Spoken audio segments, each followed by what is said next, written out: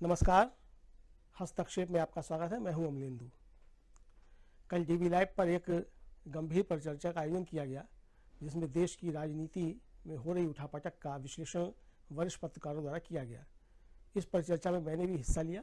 आइए देखते हैं इस परिचर्चा के कुछ प्रमुख अंश। साभार। दोस्तों, मणिपुर से लेकर महाराष्ट्र तक देश में बड़ी सियासी हलचल मची हुई है। खास बात यह है कि मणिपुर में बीजेपी की सरकार है और महाराष्ट्र में भी बीजेपी की ही सरकार है और दोनों जगह बीजेपी पर अन्याय के आरोप लगे हैं। आपको बता दूं कि आज महाराष्ट्र से एक बड़ी खबर आई है, जहां आखिरकार विधानसभा स्पीकर राहुल नार्वेकर ने शिवसेना में दो फाड़ करने वाले एकनाथ शिंदे और उनके गुट के सभी विधायकों की अयोग्यता पर अपना फैसला सुना दिया है। सुप्रीम कोर्ट ने नार्वेकर को 31 दिसंबर तक फैसला सुनाने का निर्देश दिया था, लेकिन फिर भी समय सीमा 10 दिन तक बढ़ा दी गई और आखिरकार आज फैसला आया, जिसमें अनुमान के मुताबिक शिंदे गुट की ही जीत हुई है। नार्वेकर ने 1999 के शिवसेना के संविधान को मान्य कहते हुए शिंदे गुट को ही असली शिवसेना माना है और इससे पहले चुनाव आयोग ने भी ऐसा ही फैसला सुनाया था। इस फैसले को सुनाने में चाहे लंबा वक्त लिया गया हो, लेकिन सभी को एहसास था कि बीजेपी के राज में किसी भी तरह उद्धव गुट को जीत नहीं मिलेगी। अब फैसले के पीछे चाहे जो भी तर्क दिए जाएं, लेकिन यह तो जाहिर ही है कि बीजेपी के सहयोग से एक पार्टी में फूट डालकर उसके मंत्रियों और विधायकों को खरीदकर बीजेपी को सत्ता में लाया गया। पिछले चुनावों में महाराष्ट्र में महाविकास अघाड़ी की सरकार बनी थी, आपको याद होगा, जिसमें बीजेपी को विपक्ष में बैठना पड़ा था। लेकिन 2022 में बीजेपी ने ऑपरेशन लोटस चलाया और सत्ता में बीजेपी आ गई। उसके बाद से शिवसेना में नाम और निशान की लड़ाई चली, जिस पर आज उद्धव गुट को एक और मात मिली है। लेकिन यह शिवसेना और समूचे लोकतंत्र के लिए एक नई लड़ाई का ऐलान भी है। उद्धव ठाकरे ने पहले ही कह दिया था कि ये वो मामला है जो साबित करेगा कि देश में लोकतंत्र बचेगा या नहीं। ये देश में लोकतंत्र के लिए निर्णायक कारक बनने जा रहा है, ये कहा था उद्धव ठाकरे ने। आपको बता दूं कि आज का फैसला आने से पहले स्पीकर नार्वेकर, राहुल नार्वेकर और सीएम शिंदे की मुलाकात पर भी उद्धव गुट ने सवाल उठाए थे। लेकिन अब इंसाफ की लड़ाई में नियत और नैतिकता के सवाल हाशिए पर धकेल दिए जा रहे हैं और यही सवाल आज मणिपुर में भी उठा, जिसमें राहुल गांधी की न्याय यात्रा के कार्यक्रम के लिए बीजेपी सरकार ने मंजूरी नहीं दी है। दरअसल राहुल गांधी की न्याय यात्रा जहां से निकलनी थी, वहां पर उस ग्राउंड पर एक रैली भी होनी थी, लेकिन उस ग्राउंड पर राहुल गांधी रैली नहीं कर सकते हैं, वहां से यात्रा नहीं निकाल सकते हैं। किसी भी ढंग की कोई भी रैली राहुल गांधी मणिपुर में नहीं कर सकते हैं, यह कहा गया है मणिपुर सरकार की तरफ से। बहाना सुरक्षा व्यवस्था और कानून का है, लेकिन असल बात यह है, आप सब जानते हैं कि क्या है। असल बात क्या है यह आप अच्छी तरह से समझ रहे हैं। कांग्रेस ने ऐलान कर दिया है कि यात्रा शांतिपूर्ण तरीके से निकाली जाएगी। वैसे भी न्याय की इस यात्रा के लिए चकाचौंध और तामझाम से जरूरी वो संदेश है जो लोगों तक पहुंचना चाहिए कि किसी भी किस्म के अन्याय के खिलाफ आवाज उठाई जाएगी। आपको याद होगा कि राहुल गांधी ने पहलवानों से मुलाकात की थी और उस मुलाकात के दौरान कहा था कि आपको अखाड़े में होना चाहिए, न्याय की लड़ाई सड़कों पर हम लोगों को यानी राजनीतिक दलों को लड़ना होगा। तो राहुल अब एक बार फिर सड़कों पर उतरने को तैयार हो गए हैं और देश के हालात इस वक्त जैसे बन गए हैं, उससे साफ नजर आ रहा है कि अब इंडिया के बाकी दल भी इसी तरह की तैयारी कर रहे हैं। आज के फैसले से पहले ही उद्धव ठाकरे ने बता दिया था कि फैसला उनके पक्ष में न आने पर सुप्रीम कोर्ट का रुख किया जाएगा और अब साफ है कि उद्धव ठाकरे सुप्रीम कोर्ट जाएंगे इस फैसले के खिलाफ। यानी उद्धव गुट भी न्याय मिलने तक लड़ाई जारी रखेगा। और इस वक्त महाराष्ट्र में इंडिया गठबंधन के बीच सीट बंटवारे पर भी सहमति बनती हुई नजर आ रही है। इससे जाहिर हो रहा है कि उद्धव गुट की लड़ाई में अब कांग्रेस और एनसीपी भी साथ देंगे, क्योंकि महाराष्ट्र में तीनों का भविष्य एक दूसरे से जुड़ा हुआ है। शिवसेना की तरह एनसीपी भी बीजेपी के कारण टूट का शिकार हुई है और तो अब पवार गुट भी संभल कर आगे बढ़ेगा। शिवसेना नेता आदित्य ठाकरे ने आज कहा है कि इंडिया गठबंधन एक है, हम लोग लोकतंत्र के लिए लड़ रहे हैं। तो सवाल उठता है कि क्या 2024 के चुनाव भाजपा बनाम न्याय और लोकतंत्र होने जा रहा है? दरअसल आज की सियासी हलचल यही बता रही है। आइए आज न्यूज पॉइंट में चर्चा करेंगे दोस्तों कि कौन इस लड़ाई में किस पर भारी पड़ सकता है। बहुत मणिपुर से लेकर महाराष्ट्र तक या मणिपुर से लेकर मुंबई तक जो एक न्याय यात्रा राहुल गांधी की निकल रही है, तो दूसरी तरफ अन्याय पर जीत के लिए भी ये यात्रा मानी जाएगी, क्योंकि जो तस्वीर आप देख रहे हैं ये उद्धव ठाकरे की है। उद्धव ठाकरे आज जो फैसला आया है, राहुल नार्वेकर जो वहां के लोकसभा विधानसभा अध्यक्ष हैं उनकी तरफ से, तो विधानसभा अध्यक्ष ने साफ साफ इनको अब उस पार्टी से अलग कर दिया है। यानी जो बाला साहब ठाकरे की पार्टी शिवसेना, अब उसके जो वंशज हैं वो उस पार्टी के हकदार नहीं हैं। और ये बात इलेक्शन कमीशन ने भी पहले यही फैसला सुनाया था। अब इसके बाद लड़ाई तो सुप्रीम कोर्ट जाने वाली है, लेकिन एक लड़ाई उधर मणिपुर से भी शुरू हो रही है। उस लड़ाई में पहली ही बाजी जो है वो कांग्रेस के हाथ आती हुई नजर आ रही है, क्योंकि वहां कांग्रेस को उस ग्राउंड पर जहां से इस यात्रा की शुरुआत होनी है उस ग्राउंड पर अनुमति न देने के कारण बीजेपी कहीं ना कहीं हारी हुई नजर आ रही है। आइए मणिपुर से महाराष्ट्र तक देश की सियासत में जो बड़ी हलचल है इसी पे आज चर्चा करेंगे। हमारे साथ कुछ वरिष्ठ साथी जुड़े हुए हैं, उन सबसे आपका परिचय करवाता हूं और फिर आगे बढ़ते हैं, इस चर्चा को आगे बढ़ाते हैं। देखिए इस वक्त हमारे साथ 3 वरिष्ठ साथी जुड़े हुए हैं। मीनू जैन जी हमारे साथ जुड़ी हुई हैं। मीनू जी आपका स्वागत करता हूं। हमारे साथ शकील अख्तर जी जुड़े हुए हैं। शकील जी आपका स्वागत है। और डॉक्टर दीपक पाचपोर जी जुड़े हुए हैं। दीपक जी आपका स्वागत करता हूं। और स्वागत इस्तकबाल आप तमाम दोस्त साथी शुभचिंतक आप सबका जो अब तक जुड़ चुके हैं, जो जुड़ने वाले हैं इस कार्यक्रम में। सीधे आना चाहता हूं शकील अख्तर जी आपके पास। शकील जी, कैसे देखा जाए एक लड़ाई मणिपुर, दूसरी लड़ाई महाराष्ट्र से ही शुरुआत कीजिए और मणिपुर तक पहुंचते हैं। क्या कुछ आप देखते हैं जो हलचल महाराष्ट्र में चल रही है इस वक्त भी? इतना बड़ा 1200 पन्नों का वो फैसला है, उसको पढ़े जा रहे हैं राहुल नार्वेकर साहब, पता नहीं कब तक पढ़ेंगे। लेकिन सबसे बड़ी बात ये कि जो बताना था वो बता चुके हैं कि जिसकी सरकार है उसी की सरकार रहेगी। और एकनाथ शिंदे पाक साफ हैं। लड़ाई अब सुप्रीम कोर्ट में। शकील अख्तर जी। राजीव जी, ये सब चीजें जो हैं इंडिया के लिए, विपक्षी गठबंधन के लिए बहुत बड़ी चेतावनियां हैं। ये विपक्षी गठबंधन को मालूम पड़ जाना चाहिए कि अगर अब भी वो लोग 1-2 सीटों पर झगड़ते रहे तो उनका क्या हाल होने वाला है।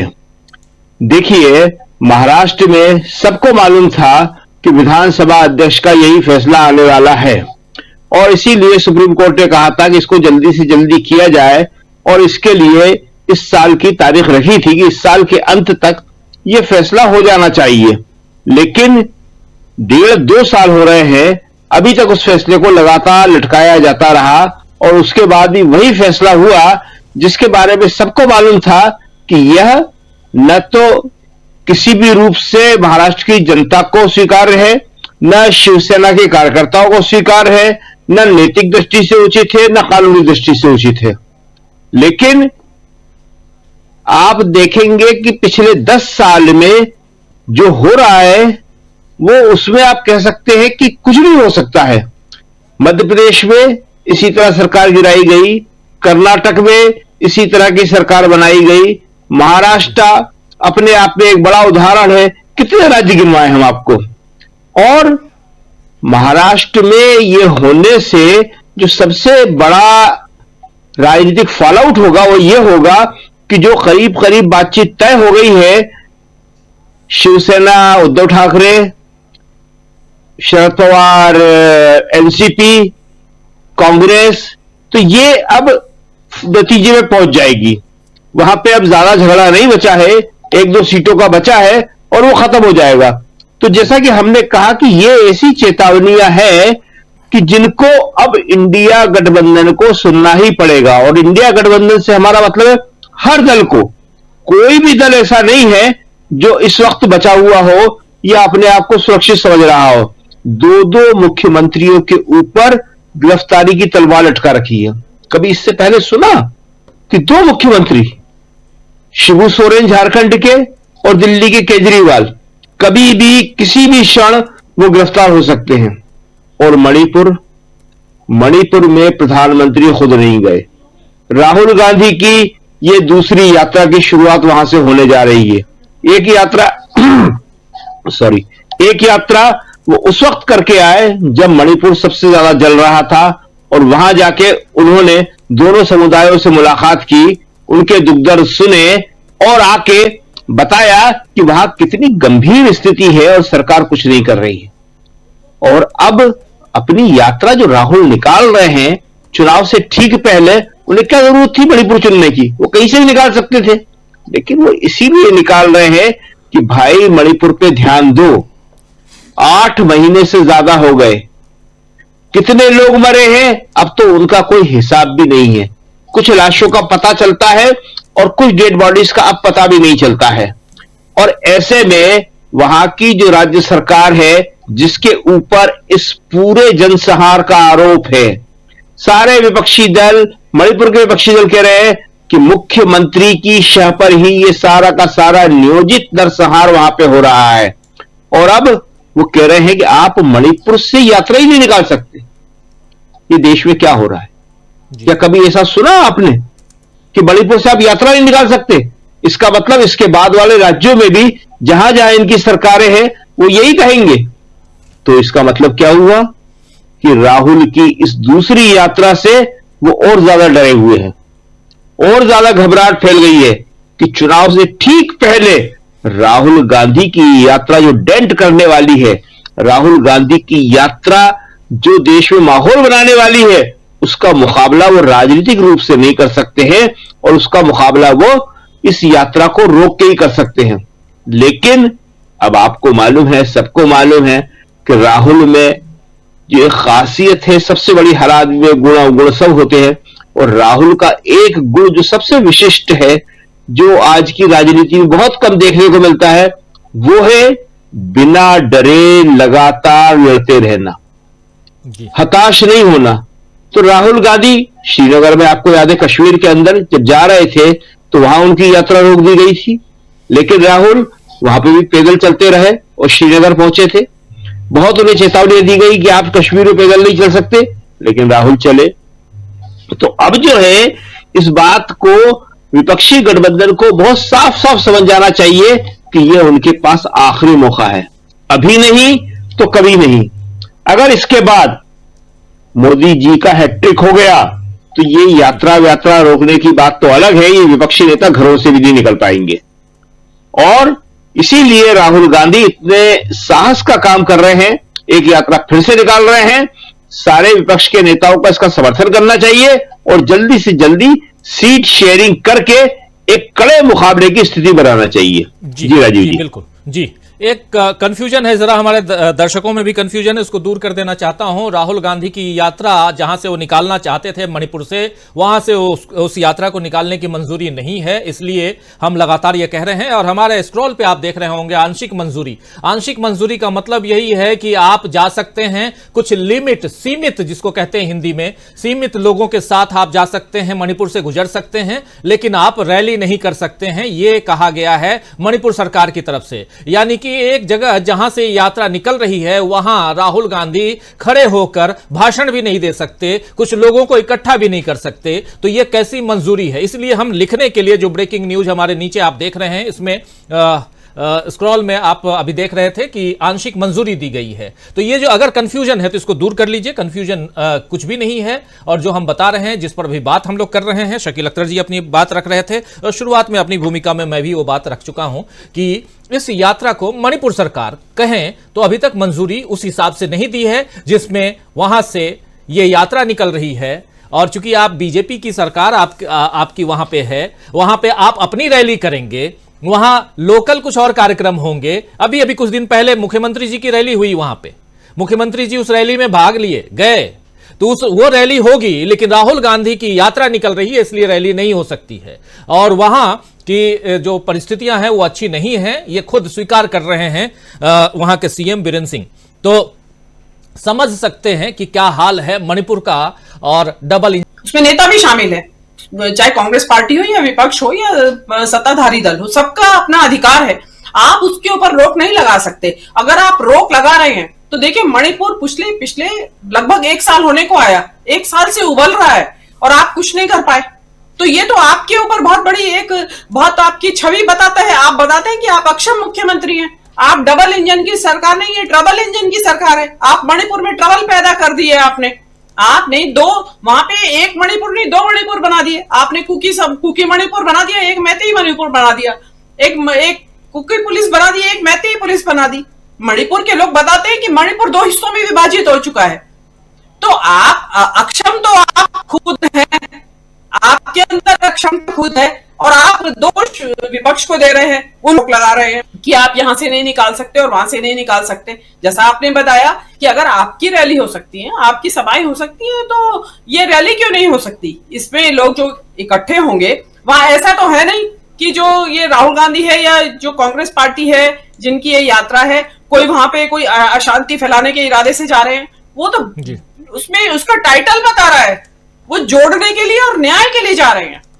अब उनको असल में वो डर लगा, जिसको कहते हैं ना कि चोर की दाढ़ी में तिनका, उनको लगा कि यार ये कुकी और मैतेई के न्याय वाली बात ना करना शुरू कर दे यहाँ पे, तो बेहतर है कि बात ही मत करने दो। लेकिन अगर आप बात नहीं करने देंगे तो बात तो की जाएगी, बहुत सारे मंच है करने के लिए। आप चाहे आप कहें या ना कहें, डर इनको ये लग रहा है कि जो मणिपुर की घटनाएं हुई हैं वो अंतरराष्ट्रीय मीडिया में सुर्खियां बनी है उनकी, तो इनको ये डर है कि अगर ये भारत जोड़ो यात्रा भी जो पार्ट 1 है वो भी अंतरराष्ट्रीय समुदाय में सुर्खी बनी है, तो इनको ये डर है कि कहीं ये भारत जोड़ो यात्रा और ये मणिपुर का जो जिक्र है ये दोबारा से लाइट में आएगा।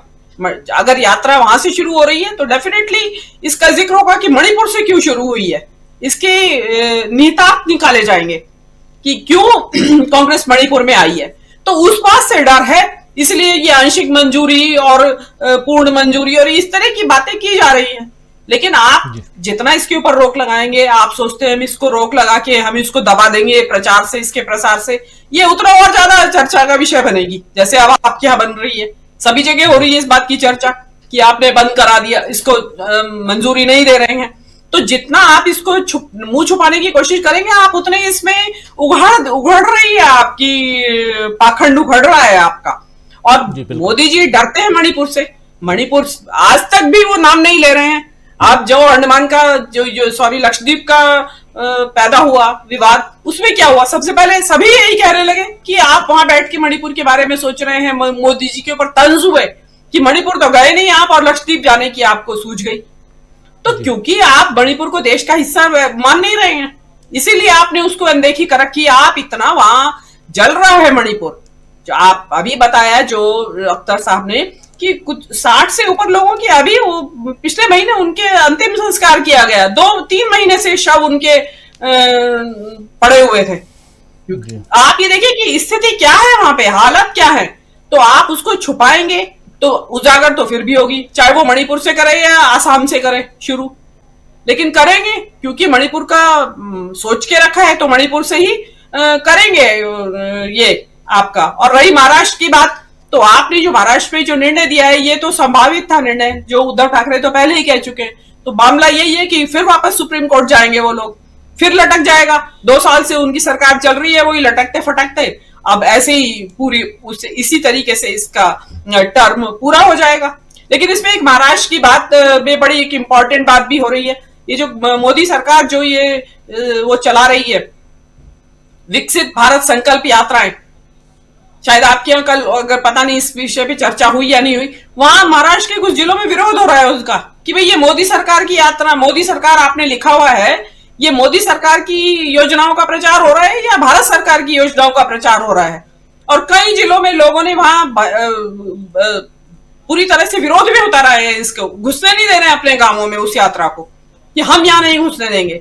तो वो चीजें, महाराष्ट्र ही वो एक राज्य है जहां एक तरफ इस तरह के निर्णय हो रहे हैं, दूसरी तरफ मोदी सरकार की योजनाओं को मोदी सरकार नाम दिए जाने पे वो लोग गुस्सा में है, नाराजगी है। तो आवाजें प्रतिरोध की उठ रही हैं। आप ये ना समझे कि आप राम मंदिर का उद्घाटन करके और आप उसका सब चीजों के ऊपर पर्दा डाल देंगे। पर्दा डाल नहीं सकते। आपकी गुजरात वाइब्रेंट समिट से भी पर्दा नहीं डाल सकते आप। वहां भी बता रहे हैं हमारे एक साथी कि आज क्या हुआ है कि वहां गुजरात वाइब्रेंट समिट के लिए इन्होंने वहां पे जैसा ये करते हैं, जो गरीब सड़कों के किनारे रहते हैं उनको उठा देते हैं, वहां से भगा देते हैं, तो वहां इन्होंने वो सरकारी गाड़ी आई और उसमें भर के ले जाने लगे। तो बताया कि पहली बार ऐसा हुआ है 20 सालों में कि वहां लोकल जो लोग थे संपन्न समाज के, वो विरोध पे उतर रहा है कि आप नहीं ले जा सकते इनको यहां से, आप ये क्या इनका वो बना रखा है आपने, यहां से उठा के भगा देंगे आप अपनी समिट के लिए। तो विरोध होना शुरू हो गया है और यही डर इनको मणिपुर में है कि अगर मणिपुर से शुरू हो गई तो फिर मणिपुर पूरे सारे मुद्दों से ध्यान हट जाएगा और मणिपुर फोकस में आ जाएगा। उसमें आपको बोलना तो खैर मर्जी है उनकी, जब बोलना चाहेंगे जब बोलेंगे, लेकिन जो आपने कहा कि सियासत में बड़ी हलचल तो बहुत सारी हो रही है। अयोध्या में भी हलचल है, महाराष्ट्र में हलचल है, गुजरात में हलचल है, कहां मणिपुर में हलचल है। और अभी जब यात्रा शुरू होगी तो मुझे तो लगता है पूरे ही देश में हलचल मचेगी और अच्छा है, मचनी चाहिए हलचल। बहुत शांत बैठा है देश। जी बिल्कुल, बहुत शांत बैठा हुआ देश, यहाँ हलचल मचनी चाहिए, अन्याय पर न्याय की जीत होनी चाहिए और न्याय की यात्रा लेकर राहुल गांधी मणिपुर से मुंबई तक पहुंचने की कोशिश। 14 तारीख से ये यात्रा शुरू होगी, इसी रविवार से, और आप जानते हैं, लेकिन उससे पहले एक हलचल और भी, आज 10 तारीख है और आज ही फैसला आना था मुंबई में, यानी महाराष्ट्र विधानसभा में विधानसभा अध्यक्ष राहुल नार्वेकर का फैसला था और वो फैसला अब आ चुका है, जिस पर जैसा पहले कहा जा रहा था, माना जा रहा था, वैसा ही हो रहा है। सरकार शिंदे की नहीं गिर रही है, शिंदे जी पाक साफ निकल गए हैं और जो ओरिजिनल शिवसेना है वो उस पर भी एकनाथ शिंदे का ही हक है। तो मुजरिम भी तुम ही और जज भी तुम ही हो, तो फैसला क्या होगा वो आपको पता है। तो खैर, आना चाहता हूं, हमारे साथ 3 और साथी जुड़ गए हैं। हमारे साथ प्रशांत टंडन जी जुड़े हुए हैं, अमलेंदु जी जुड़े हुए हैं और सुनील शुक्ला जी जुड़े हुए हैं। आप तीनों का भी स्वागत करता हूं इस कार्यक्रम में, और आप तमाम दोस्त साथी शुभचिंतक जो बाद में जुड़े हैं, आप सबका भी एक बार फिर से तहे दिल से शुक्रिया अदा करता हूं कि आप लोग जुड़ते हैं और इस कार्यक्रम को देखते हैं, सराहते हैं, अपना कमेंट लिखते हैं। आना चाहता हूं प्रशांत टंडन जी आपके पास, क्या कुछ देखते हैं आप मुंबई टू मणिपुर या मणिपुर टू मुंबई, जैसे जो भी कह लें, देश की सियासत में बड़ी हलचल, और वो हलचल बिल्कुल यहां से दिखाई दे रही है। 10 तारीख, फिर 14 तारीख, फिर 22 तारीख, और रूट वही है, अयोध्या भी है बीच में। जी राजीव जी, 2 बड़े फैसले आज हुए हैं, बल्कि 3 मैं कहूंगा, उनकी चर्चा होनी चाहिए, जिनकी कहूंगा।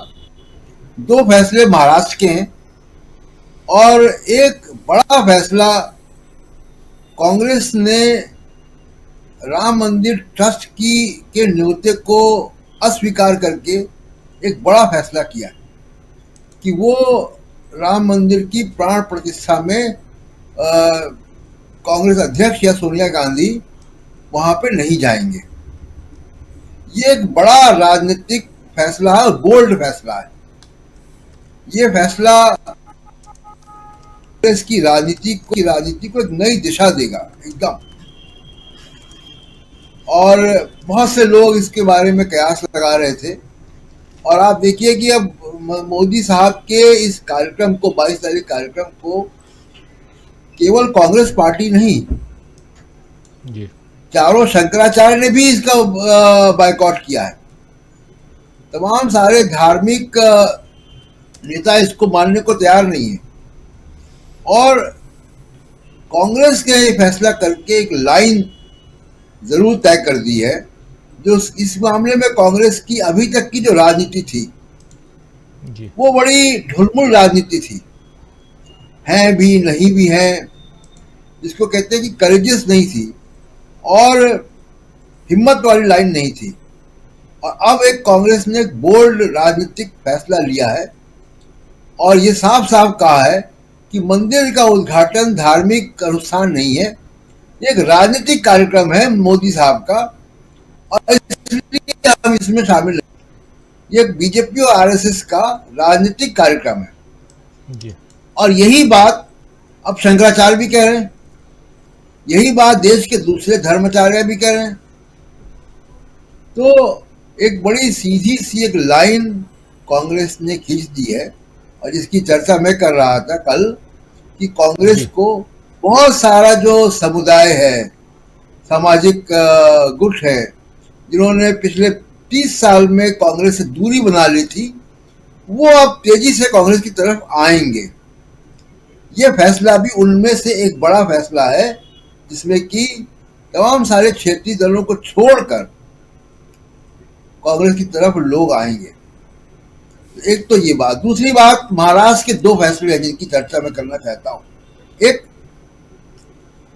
48 में से 40 सीटों पर महाविकास आघाड़ी यानी शिवसेना, एनसीपी और कांग्रेस के बीच सीटों का तालमेल हो गया है जी। 8 सीटें बची हैं केवल, और उन 8 सीटों पे भी हो जाएगा। महाविकास आघाड़ी को एक नया पार्टनर भी मिला है वहां। तो महाविकास आघाड़ी का और इंडिया गठबंधन दोनों का विस्तार महाराष्ट्र में हुआ है। प्रकाश अंबेडकर, जो कि डॉक्टर भीमराव अंबेडकर के ग्रैंडसन हैं, उनकी पार्टी का भी अब इसमें विलय हो गया है। उनकी पार्टी भी इसमें गठबंधन में शामिल है और उनको भी सीट दी गई है। मेरे ख्याल से, अगर मैं गलत नहीं, 2 सीटों का वादा उनको दिया गया है। बिल्कुल सही कह रहे हैं। ये एक बड़ा जो है इंडिया गठबंधन की तरफ से फैसला जो है हो गया है। अब जो महाराष्ट्र के स्पीकर साहब का, डिप्टी स्पीकर का फैसला है, देखिए फैसले तो आजकल ऐसे हो रहे हैं कि सुप्रीम कोर्ट के फैसले भी समझ में नहीं आ रहे हैं। ये एक ऐसा दौर है जो अजीबोगरीब फैसलों के लिए जाना जाएगा, और ये तो बहुत ही राजनीतिक फैसला है। वो तो विधानसभा के डिप्टी स्पीकर हैं।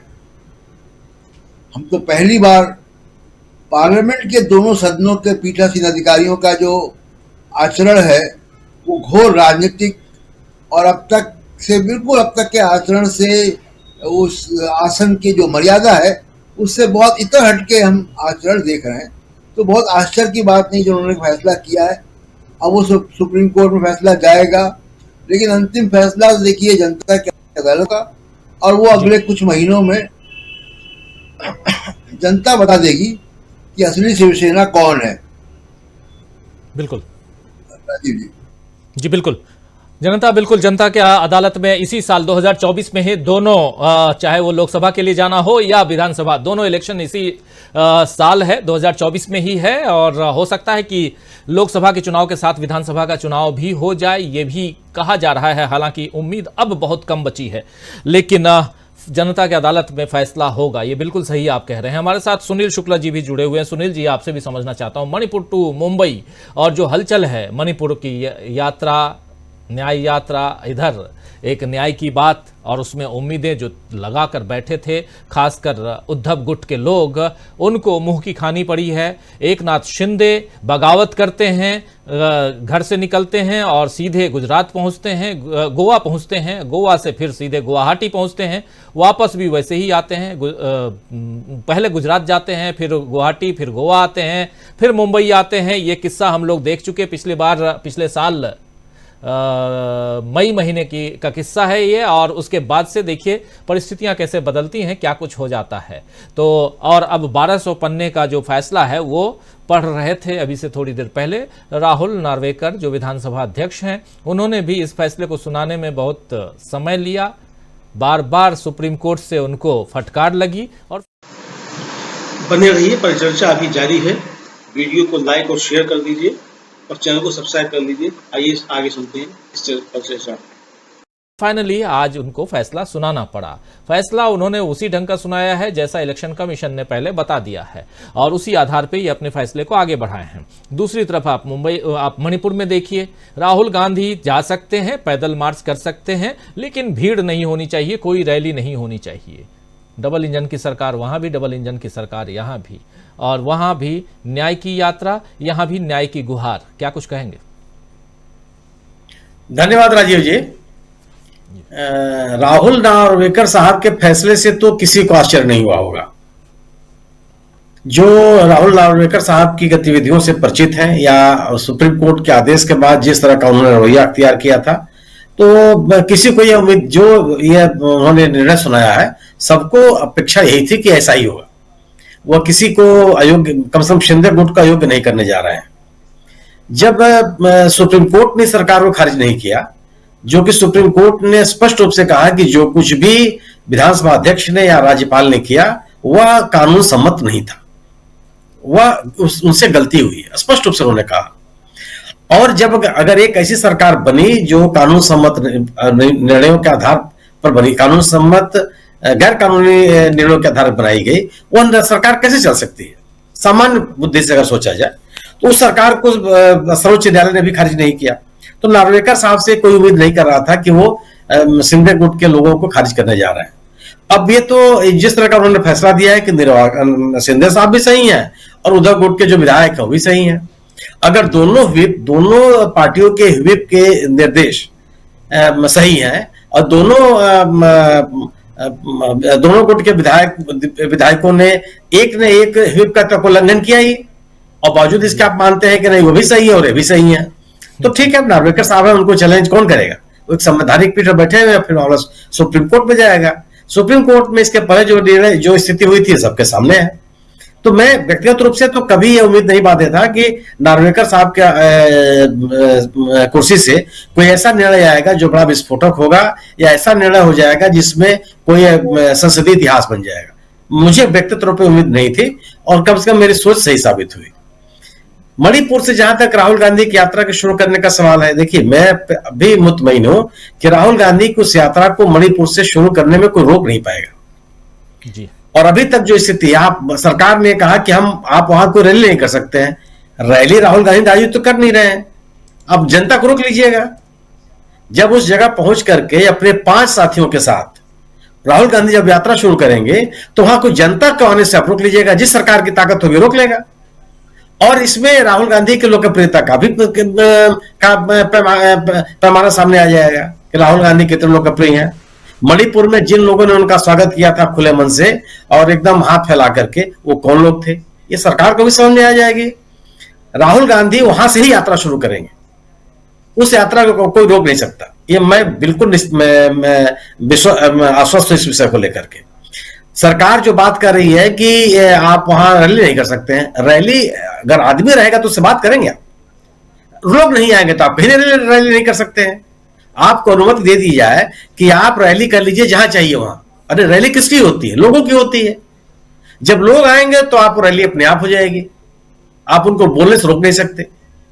और लोग नहीं आएंगे तो जहां आपको अनुमति रहेगी वहां भी आप रैली नहीं कर पाएंगे। राहुल गांधी की जो भारत जोड़ो यात्रा के दौरान जिस तरीके से जन समर्थन मिला, और भारत जोड़ो यात्रा के बाद मणिपुर की घटनाओं को लेकर के राहुल गांधी जब वहां पे गए और जिस तरह का लोगों ने उनको खुले मन से स्वागत किया, और जिस बड़े पैमाने पर लोग उनसे मिलने के लिए आए, उनके वाहन को जब रोक दिया गया था सुरक्षा कर्मियों के द्वारा, उस समय जो दृश्य उपस्थित हुए सड़कों के ऊपर, यह बताता है कि कोई राहुल गांधी की यात्रा को रोक नहीं पाएगा।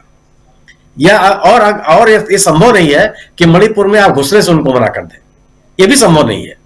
तो ये सरकार कुछ भी कह ले और जिस तरह के बयानबाजी करेगी, मेरा अपना मानना है कि उससे राहुल गांधी और इंडिया दल समूह को ही फायदा होना है।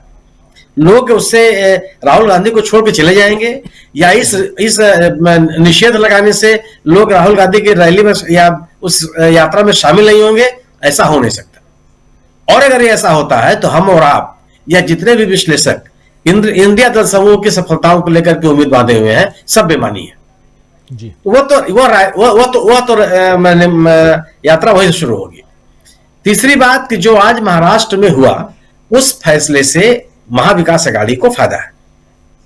यह सरकार अगर चली भी जाती तो उससे कुछ होना हमारा नहीं था जी। अगर वो अयोग्य भी करार दिए जाते तभी कुछ होना हमारा नहीं था, क्योंकि सरकार गिरने वाली नहीं थी। इस सरकार को चलाए रखने के लिए भारतीय जनता पार्टी ने पूरे इंतजाम कर लिए थे अजित दादा पवार को अपने साथ ला करके। केवल इस अगर अयोग्य करार दिए जाते तब भी महाविकास अघाड़ी का नैतिक जीत थी, और अयोग्य नहीं करार दिए गए हैं तभी इनका राजनीतिक लाभ है। जिस तरह का एक नैरेटिव, जिस तरह का एक सहानुभूति की भावना महाराष्ट्र में उद्धव ठाकरे के साथ है, महाविकास अघाड़ी के साथ है, यह और मजबूत होगा। कोई भी व्यक्ति खास महाराष्ट्र का कोई भी नागरिक इस फैसले को बड़े मन से स्वीकार नहीं कर लेगा। भारतीय जनता पार्टी के समर्थक, शिंदे साहब के समर्थक, एनडीए के समर्थक इनको बहुत अच्छा लगेगा, उसमें कोई दुराई नहीं है। लेकिन जो लोग इनके विरोध में हैं वो इसको स्वीकार नहीं कर सकते। कैसे संभव है? कि आप दोनों गुटों के सदस्यों को आप अवैध मान रहे हैं। आप एक तरफ कहते हैं कि एक व्हिप सही था, प्रभु साहब को व्हिप स्वीकार किया जाता है और दूसरे जो व्हिप थे उनको स्वीकार नहीं किया जाता। अगर दोनों व्हिप कोई एक व्हिप वास्तव में नहीं था तो उस व्हिप का तो उल्लंघन हुआ, किसी गुट ने तो किया, चाहे शिंदे गुट ने किया चाहे ठाकरे गुट ने किया। अगर वो पार्टी के व्हिप का उल्लंघन है तो वो क्यों नहीं मान्य, वो दल बदल कानून के तहत कैसे आप उसको स्वीकार कर लेते हैं? कोई बात नहीं, नार्वेकर साहब का आदेश है।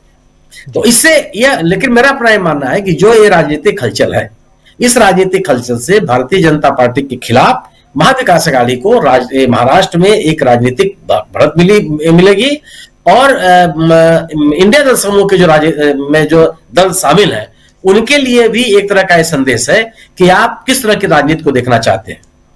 आप उस राजनीति को देखना चाहते हैं कि एक राजनीतिक दल चुनाव लड़ रहे प्रत्याशी को मंत्री बना दे, इस तरह की राजनीति चले, या आप ये देखना चाहते हैं कि जो चुनाव जीते, जो जिसके पास जन समर्थन हो उसी को सरकार बनाने का मौका मिले? आप क्या देखना चाहते हैं? अगर आप ये देखना चाहते हैं कि व्यवस्था कानून सम्मत चलती रहे, संघीय ढांचा बना रहे, लोकतांत्रिक ढंग से सरकारें चुनी जाए, राजनीतिक दलों को अपनी राजनीतिक गतिविधियां संचालित करने के अवसर मिले, तो आपको एक साथ आना पड़ेगा और आपको अपने छोटे मोटे जो आग्रह दुराग्रह है एक दूसरे के प्रति वो छोड़ने पड़ेंगे। इस आज दिन भर की राजनीतिक गतिविधियों का संदेश यह है। और मेरा अपना मानना है कि इसके वजह से जो महाराष्ट्र में थोड़े बहुत या उत्तर प्रदेश में कह लीजिए या अन्य कुछ एक आध राज्यों में जहां सीट बंटवारे को लेकर के थोड़ी बहुत झिझक भी होगी, वो खत्म होगी। और नार्वेकर साहब का जो फैसला है मैं उसका स्वागत करता हूं। उन्होंने इंडिया दल समूह को ताकत दी है और जो कि इस समय देश के लिए और विरोधी दलों के लिए एक आवश्यक एक तत्व मैं महसूस करता हूं कि इस तरह की घटनाएं ही इंडिया दल समूह को मजबूत करेंगी। जब आपको झटके लगेंगे और आप जो उम्मीद पाले हुए वो नहीं होगा। जी बिल्कुल बिल्कुल।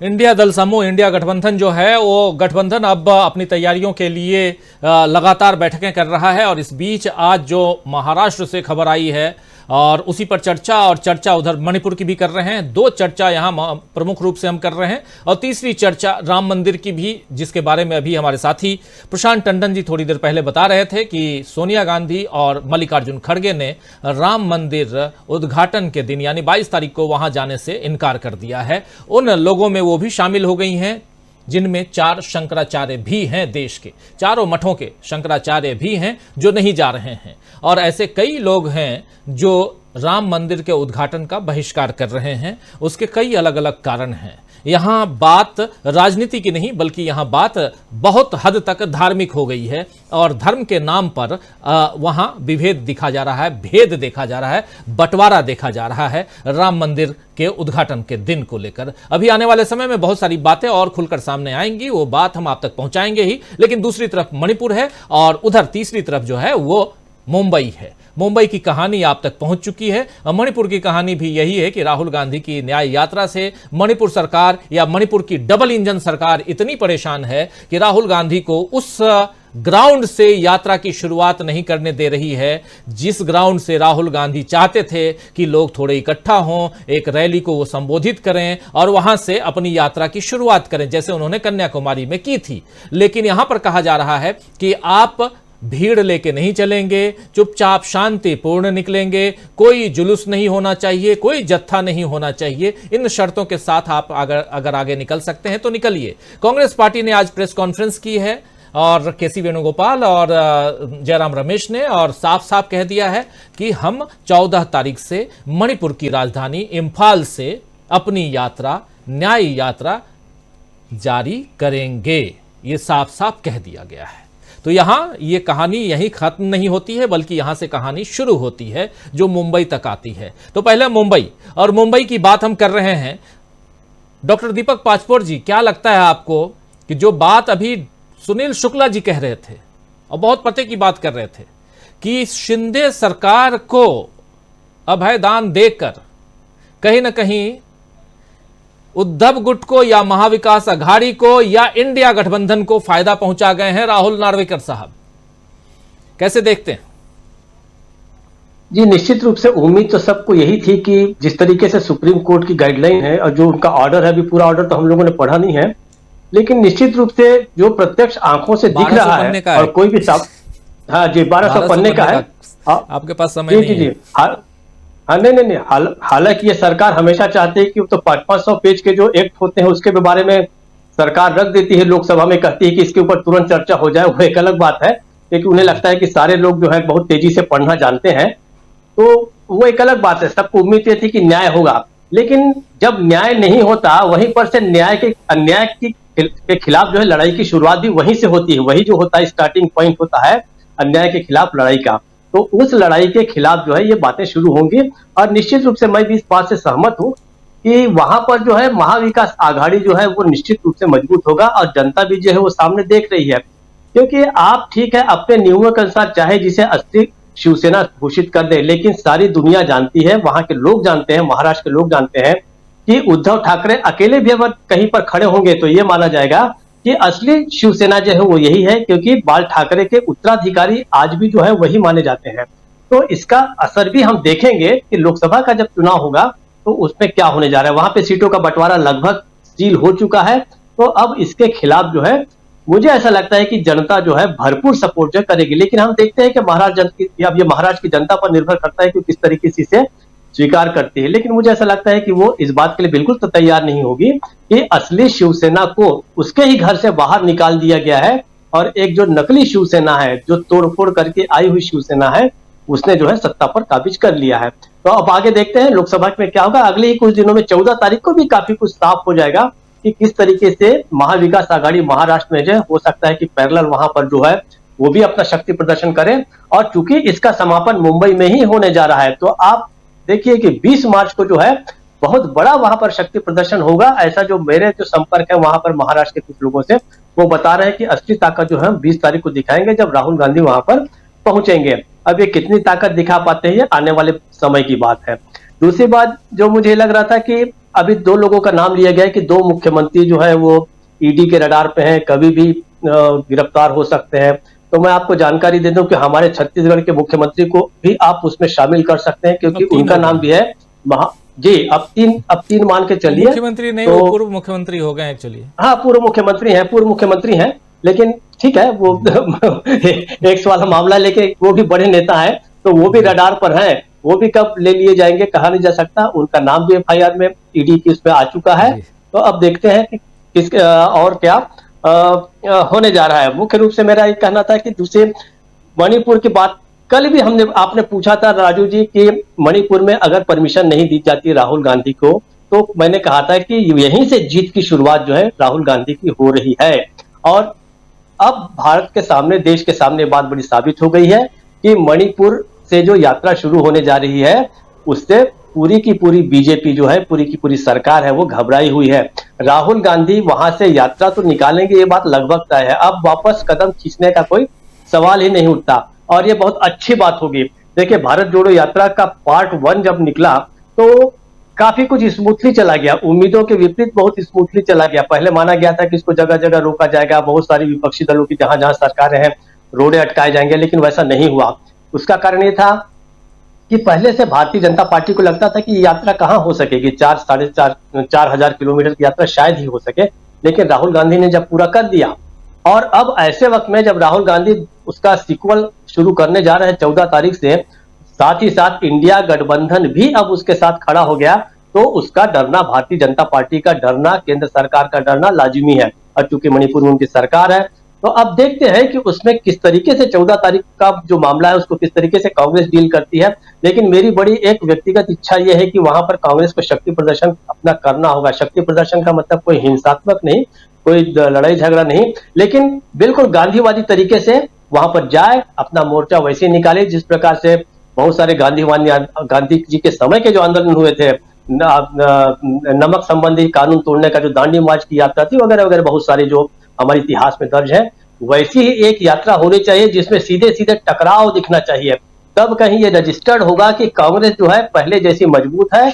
और मैं उम्मीद भी कर रहा हूं कि इस तरीके का अवरोध जब पैदा करने की कोशिश की जाएगी, कांग्रेस भी मजबूत होगी, साथ साथ में पूरा का पूरा इंडिया गठबंधन को पता चल जाएगा कि अब हमें इस गठबंधन को बनाए रखना, मजबूत करना ही पर्याप्त नहीं है, बल्कि जीत दर्ज करना भी बहुत जरूरी हो गया है, वरना हम सारे के सारे मारे जाएंगे, चाहे फिर वो प्रेजेंट मुख्यमंत्री हो विरोधी दलों के या एक्स मुख्यमंत्री हो, जैसे कि हमारे भूपेश बघेल जी हैं। मैं इसमें थोड़ा सुधार कर दूं अपने उस बयान में कि मैं उनको मुख्यमंत्री जो कहा था, पूर्व मुख्यमंत्री।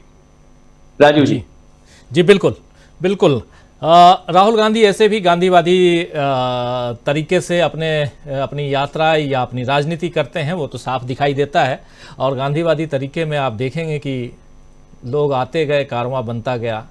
और ये इसलिए भी क्योंकि दक्षिण से उत्तर तक जब राहुल गांधी पैदल चले थे तो आपने देखा कि कैसे भीड़ इकट्ठा होती गई, लाखों की संख्या में लोग उनसे मिलते गए। अभी जो कुछ तस्वीरें आप देख रहे थे, भारत जोड़ो यात्रा पार्ट 1 की तस्वीरें, उसमें आप साफ देख सकते हैं कि कैसे, ज़रा उन तस्वीरों को अगर ले आइए, भारत जोड़ो यात्रा पार्ट 1 की, लगातार हम दिखा भी रहे हैं कैसे लोग उनके साथ, खासकर महिलाएँ जो हैं उनके साथ वो मिलती रहीं।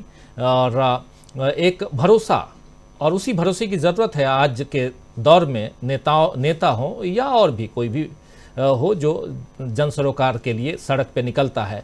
लेकिन ये मणिपुर देखिए, जब राहुल गांधी वहाँ गए थे और महिलाएं आना चाहती थी सड़कों पे, उस समय का, उस दौर का है ये। और लोगों ने कैसे बैरिकेड्स को कूदने फांदने, इसको पार करके बाहर जाने की कोशिश की थी। ये भी मणिपुर का ही है, ये मणिपुर। और इसी मणिपुर में, इम्फाल में अब राहुल गांधी पहुंचने वाले हैं। आना चाहता हूं अमलेंदु उपाध्याय जी आपके पास, आप किस रूप में देखते हैं? मणिपुर में पहली जीत ऑलरेडी हो गई है, ये माना जाए?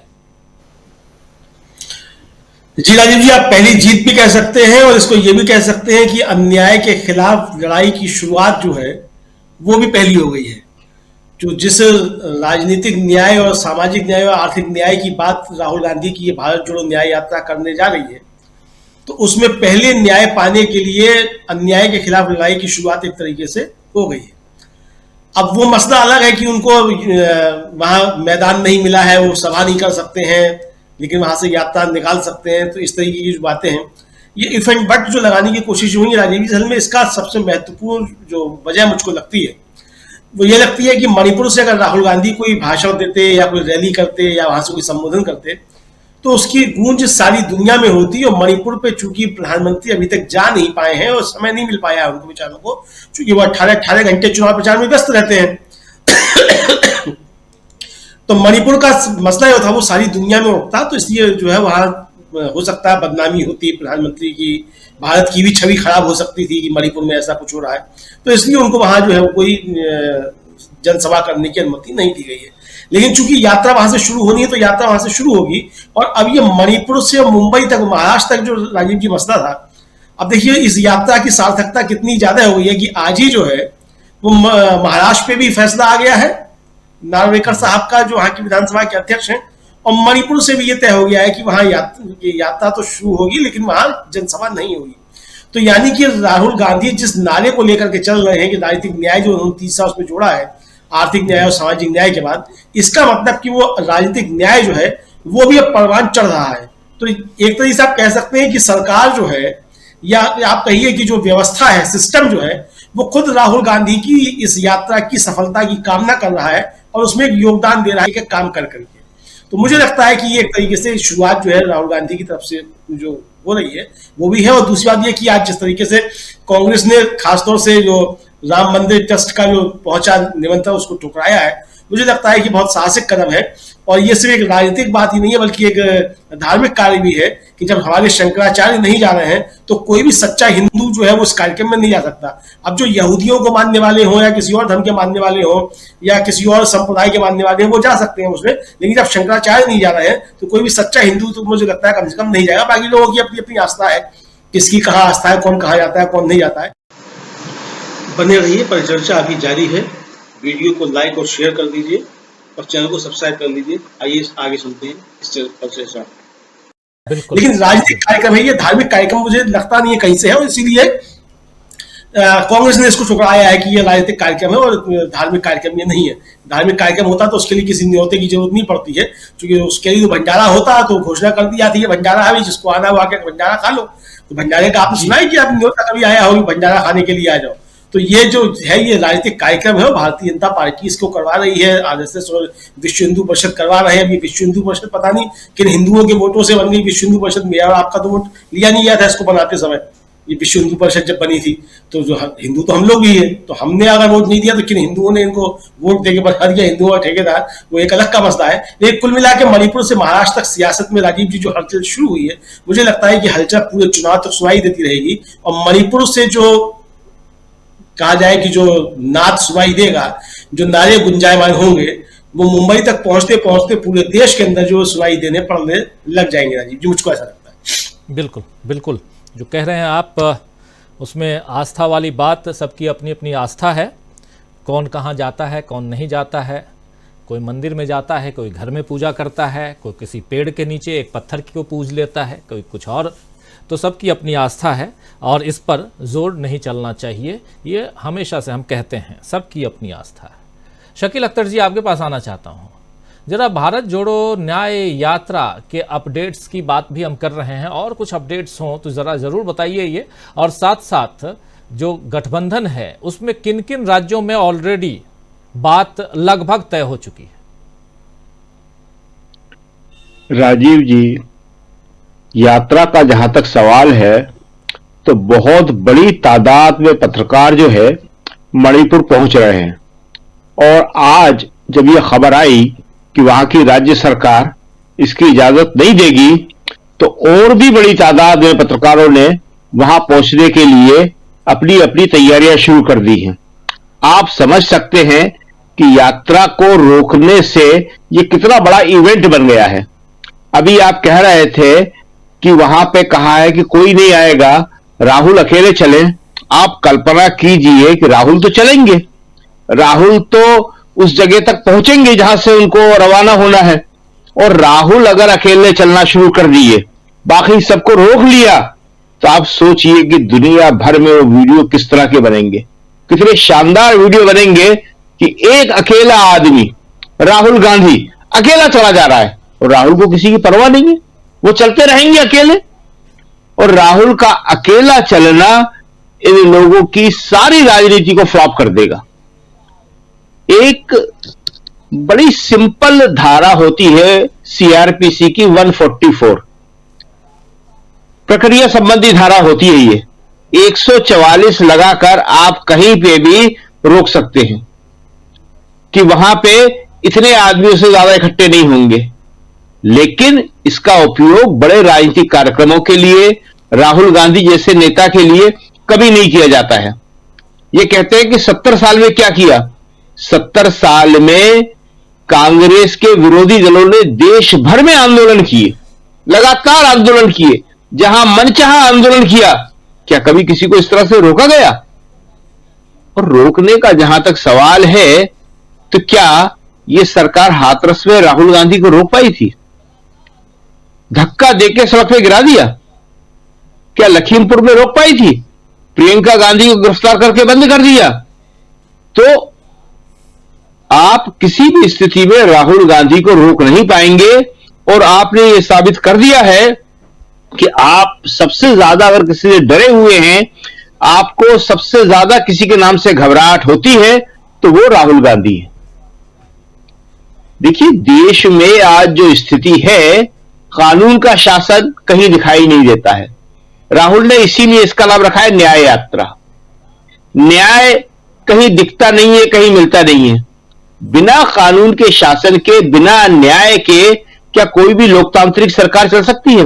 और लोकतांत्रिक छोड़िए आप, कोई भी सरकार भी छोड़िए, कोई कबीला भी, जो पहले कबीले होते थे, परिवार, जो संयुक्त परिवार होते थे, वहां भी एक नियम होते थे, रूल होते थे, और जहां वो नियम और रूल टूटते थे तो कबीला भी टूटता था और परिवार भी टूटते थे। ऐसा कैसे हो सकता है कि आज सारी की सारी जितनी संवैधानिक संस्थाएं हैं, सब ध्वस्त कर दी गई हैं, कोई संवैधानिक संस्था नहीं बची। और मीडिया की तो हम लोग बात कर ही नहीं सकते, मीडिया का तो हाल सबसे बुरा है। मगर सिर्फ मीडिया नहीं, कार्यपालिका, न्यायपालिका, चुनाव आयोग की बात नहीं कर सकते। चुनाव आयोग क्या है आज? चुनाव आयोग मिलने का टाइम तक नहीं दे रहा है। अरे ईवीएम पर अगर विपक्षी दल उससे मिलना चाह रहे हैं तो मिलने से मना कर सकता है वो? कोई कलेक्टर भी बना नहीं कर सकता था। कलेक्टर बना करता था तो उसका ऐसा घेराव होता था कि वो जिंदगी भर याद रखता था। लेकिन आज जो है कि मेरी मर्जी, जो मैं चाहूंगा वो मैं करूंगा। तो अब जनता इससे परेशान हो चुकी है और जनता को इसमें जो रास्ता दिखता है वो यही दिखता है कि अगर ये सारे लोग एक हो गए, अभी आपने कहा कितने राज्यों में हो गया है, देखिए महाराष्ट्र में करीब करीब पूरा हो गया है। प्रकाश अंबेडकर के आने से गठबंधन और मजबूत हो गया है। बिहार में भी ये पूरा हो जाएगा है। वहां सीटों का देखिए हर जगह होगा, इसमें कोई दो राय नहीं है। हर आदमी चाहता है कि मुझे ज्यादा सीटें मिले। मगर आपको याद होगा लालू जी ने मुंबई में कहा था तीसरी बैठक में इंडिया गठबंधन की कि हम देने में यकीन करेंगे, हम इस बात की चिंता नहीं करेंगे कि हमें कम सीट मिल रही है। और यही भावना देखिए कुछ ही दिनों में सारी पार्टियों में आ जाएगी। क्यों? क्योंकि सब जानते हैं कि 2 सीटें तो मैं ज्यादा ले लूंगा, लेकिन अगर इंडिया गठबंधन नहीं जीता, मोदी जी वापस आ गए, तो उसके बाद न मेरी 1 सीट किसी काम की होगी, न मेरी 2 सीट किसी काम की होगी। ये आखिरी चुनाव है हिंदुस्तान की डेमोक्रेसी को बचाने का। अभी जिस तरह का हाल हो रहा है उसके बाद सब लोग समझ सकते हैं कि क्या होगा। महंगाई पर कोई सवाल बात ही नहीं है, बेरोजगारी पर कोई बात होती ही नहीं है, निजीकरण पर कोई बात होती नहीं है। सारी समस्याओं को इन्होंने पीछे धकेल दिया है। राम मंदिर अभी 22 तारीख को हो जाएगा, उसके बाद वो पूरा चुनाव राम मंदिर के इर्द-गिर्द लेके जाने वाले हैं। उसका मुकाबला आप कैसे करेंगे? आप देखिए कि अगर आप युवा से बात करें, बेरोजगार से बात करें, आम जनता से बात करें, तो एक ही बात कहती है कि परेशान तो हम भी हैं, लेकिन कैसे होगा? तो कैसे होगा का हल जो है वो एक ही चीज में है और किसी चीज में नहीं है, और वो एक चीज है एक सीट पर एक। जब एक सीट पर एक लड़ेगा विपक्ष, तभी वो मुकाबला कर सकता है और तभी वो मोदी जी को हरा सकता है। और आप देखेंगे कि अगर एक सीट पर एक लड़ लिए और मोदी जी को शिकस्त हो गई, तो अभी मध्य प्रदेश में खाली आप शिवराज सिंह चौहान को सुन रहे हैं। शिवराज सिंह चौहान कितनी बढ़िया बढ़िया बातें कर रहे हैं। कह रहे हैं मेरे से कहते थे कि आपके चरण कमल, और अब होर्डिंग में से मेरी तस्वीर गायब। तो आप कुछ दिनों बाद देखेंगे कि ऐसे जो है शिवराज सिंह चौहान बीजेपी में हर जगह पैदा हो जाएंगे, हर जगह पैदा हो जाएंगे। वसुंधरा भी डरी हुई है क्योंकि उनके बेटे के करियर का सवाल है, वो मेंबर है लोकसभा का। बहुत सारे लोग डरे हुए हैं। बीजेपी के लोग भी ईडी से उतना ही डरते हैं जितना विपक्ष के लोग डरते हैं, सीबीआई से और इनकम टैक्स से उतना ही डरते हैं जितना कि विपक्ष के नेता डरते हैं। कोई भी आज हिम्मत के साथ, साहस के साथ खड़ा नहीं हो पा रहा है, लेकिन एक शख्स है राहुल गांधी। सबने देखा कि वो पूरे कोरोना के टाइम में हिम्मत के साथ लड़ता रहा, बोलता रहा। उसके बाद चाहे किसान आंदोलन हो, चाहे मजदूरों के साथ देने की बात हो, चाहे और कोई इश्यू हो, हर बार राहुल गांधी अकेला सामने आया है और बोला। और उस आदमी के अंदर वो बात है जो पहले के नेताओं में होती थी कि हम अपने सिद्धांतों के प्रति जो है वो अडिग हैं, कमिटेड है, हमारा एक कन्विक्शन है, और उस कन्विक्शन की वजह से परिणाम चाहे जो भी हो हम उसके लिए लड़ेंगे। और आप देखिए कि राहुल की ये यात्रा जो है पूरा गेम पलट देगी, पूरा गेम पलट देगी ये। अगर इसको रोक लिया तो भी, नहीं रोक पाने की हिम्मत करी तो भी, अगर सरकार डर गई और कहेगी कि आप कर सकते हैं, तो भी पूरे देश में ऐसा मैसेज जाएगा कि राहुल से राज्य की सरकार मणिपुर की, वीरेंद्र सिंह की और केंद्रीय सरकार डर गई है। और रोक लिया तो आप अंतर्राष्ट्रीय स्तर पर इतना बड़ा मामला बनेगा जिसे कोई भी नहीं चाहता है। हमारे देश का कोई मामला अंतर्राष्ट्रीय स्तर पर उठे ये कोई नहीं चाहता है। अरुण शौरी ने एक बार कहा था, अरुण शौरी ने कहा था कि मोदी जी जिस चीज से सबसे ज्यादा डरते हैं मुझे मालूम है। और उन्होंने बताया था, उन्होंने कहा ये विदेशी मीडिया में आ रही खबरों से सबसे ज्यादा डरते हैं। यहां पे तो इन्होंने मैनेज कर रखा है, वहां मैनेज नहीं कर सकते। इन्हें एक अपनी झूठी इमेज की परवाह अंतर्राष्ट्रीय स्तर पर बहुत है, और वहां जब खबरें छपती हैं तो ये सबसे ज्यादा डरते हैं। और आपने देखा कि उसी वजह से ये सारे फैसले वापस लेते हैं, चाहे किसानों का मामला हो, चाहे भी ट्रक ड्राइवरों का मामला हो, इन्हें अपने फैसले सारे वापस लेना पड़े हैं। क्योंकि जब भी ऐसे मामले अंतर्राष्ट्रीय स्तर पर उठते हैं तो ये हमेशा ये सोचते हैं कि मेरी छवि में डेंट हो रहा है, और ये उस छवि में डेंट करने को तैयार नहीं है। और ये बात बीजेपी के नेता और आरएसएस के नेता भी आज जान गए हैं कि बीजेपी की छवि में डेंट हो, बीजेपी की छवि खराब हो, कोई फर्क नहीं पड़ता, आरएसएस की छवि खराब हो, कोई फर्क नहीं पड़ता, मोदी जी की छवि बनी रहना चाहिए, उनकी छवि चमकती रहना चाहिए। तो आप देखेंगे कि सवाल आरएसएस में भी उठेंगे, बीजेपी में भी उठेंगे, बशर्त कि ये इंडिया गठबंधन एक सीट पर एक होकर चुनाव लड़ ले और इस बात की परवाह ना करे कि दो किसको ज्यादा मिली है, दो किसको कम मिली है। बिल्कुल सही कह रहे हैं आप। जी जी, बिल्कुल सही कह रहे हैं, एक सीट पर एक। और गठबंधन में उस ढंग की तैयारियां भी चल रही हैं। जितने मीटिंग्स हुए अभी तक, जिन जिन राज्यों के लिए मीटिंग्स हुई हैं, हर मीटिंग में कहीं ना कहीं जब बाहर निकल के नेता आए हैं तो वो बहुत ही उत्साहपूर्वक ढंग से मीडिया के सामने अपनी बात उन्होंने रखी है। तो इसका मतलब है कि कहीं ना कहीं उत्साहवर्धन अंदर भी हो रहा है जब मीटिंग में बैठते हैं ये लोग। और जो बाहर खबरें आ रही हैं उसमें तो यही कहा जा रहा है कि तालमेल बहुत ज़्यादा है, कहीं भी तालमेल की कमी नजर नहीं आ रही। मीनू जी, आपसे भी समझना चाहता हूं, क्या ये माना जाए अगर वहां से यात्रा शुरू करते हैं राहुल गांधी, और जैसी खबर आ रही है, जैसा कि सीएम एन वीरेंद्र सिंह ने वहां साफ साफ हिदायत दी है और कहा जा रहा है कि इस पूरी यात्रा को लेकर जो एप्लीकेशन दिया गया था इधर से कांग्रेस की तरफ से, उसको ओके करने का अधिकार सीएम ने अपने पास रख लिया था। अब जो फरमान आया है वो आप सबने सुन ही लिया। कैसे देखा जाए इसको? क्या आप भी मानती हैं कि पहली जीत न्याय यात्रा की ये 14 तारीख को हो जाएगी, ये मान लिया जाए? देखिए, जीत तो तभी हो गई जब उन्होंने इसके ऊपर निर्णय को रोक लिया, परमिशन नहीं दी, फिर आंशिक परमिशन दी। तो पहले परमिशन देने से रोकना ही जीत है।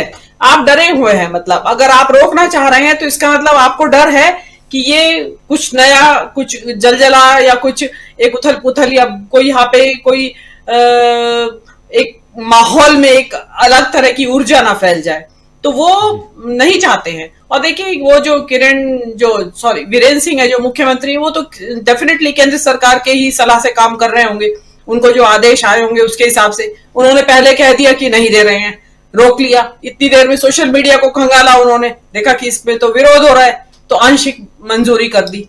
तो आजकल वो सोशल मीडिया पे उनका लगे रहते हैं, वो 24 घंटे बैठे रहते हैं उन लोगों के लोग, तो उसमें मजबूरी है उनकी। मैं तो ये कहती हूँ कि अभी भी अगर उन्होंने कम लोगों को किए तो जरूरी नहीं कि एक जगह इकट्ठा हो जाए सारे लोग, तो 5-5, 6-6 लोग बहुत दूर दूर तक, किलोमीटर तक खड़े हो सकते हैं और जुड़ते चले जाएं उसके आगे आगे आप बाद में उनकी परिधि से बाहर निकलने के बाद। और इसमें सबसे बड़ी बात यह कि इम्फाल में डिस्टर्बेंस थोड़ी है, जहां के लिए वो लोग रोक रहे हैं उनको। इम्फाल में क्या डिस्टर्बेंस है? जो हिंसा हो रही है वो अलग अलग इलाके हैं, दूर के इलाके हैं वहां से, लेकिन क्योंकि उनको विघ्न पैदा करना है तो और उसको रोकना है।